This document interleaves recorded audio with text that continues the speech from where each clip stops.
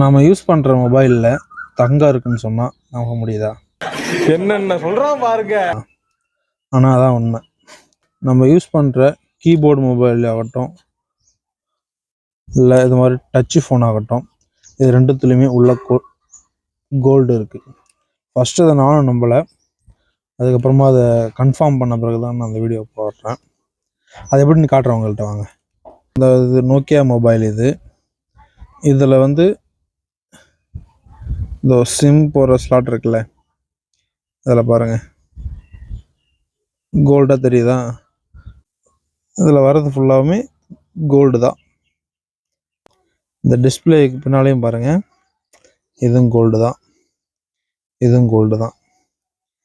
இது ஆனால் இந்த கோல்டை தனியாக பிரித்து எடுக்கிறதுக்கு ரொம்ப நிறையா ப்ராசஸ் இருக்குது. அதை பண்ணால் தான் இந்த கோல்டு தனியாக வரும்.